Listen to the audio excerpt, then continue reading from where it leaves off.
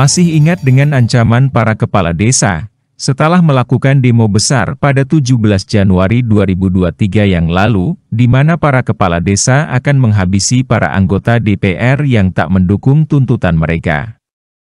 Banyak tanggapan atas ancaman tersebut, ada yang mendukung, tentu banyak pula yang kontra. Banyak masyarakat beranggapan, ancaman tersebut hanyalah isapan jempol belaka, ancaman yang tak akan bisa dibuktikan, karena masyarakat berpikir yang memilih DPR adalah rakyat, bukan kepala desa.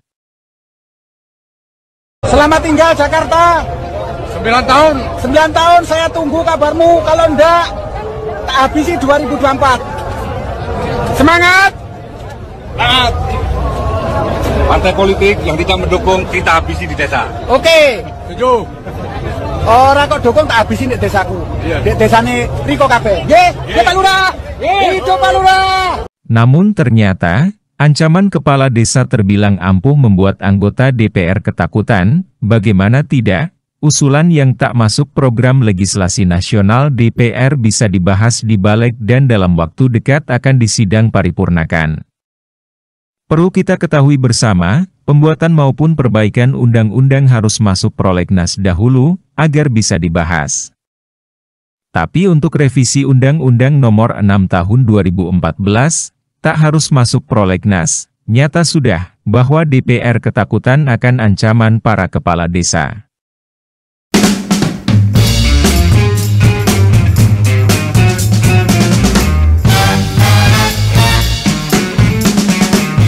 RUU ini sebagai revisi atau perubahan kedua terhadap Undang-Undang Nomor 6 Tahun 2014 tentang desa merupakan usul inisiatif dari DPR RI yang kami menyusunnya atas dasar adanya putusan Mahkamah Konstitusi sehingga menjadi kumulatif terbuka. Jadi meskipun revisi Undang-Undang Desa ini tidak masuk prolegnas prioritas tahun 2023, tapi menjadi kumulatif terbuka akibat ataupun dampak putusan dari Mahkamah Konstitusi. Alhamdulillah rapat pleno Badan Legislasi tadi, seluruh fraksi sepakat terhadap rumusan revisi yang kita usulkan.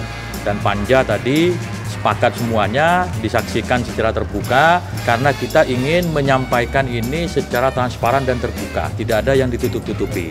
Sangat jarang rapat-rapat Panja itu dilakukan secara terbuka. Tapi kalau balik, ya kita buka aja lah apa juga yang mau ditutup-tutupi.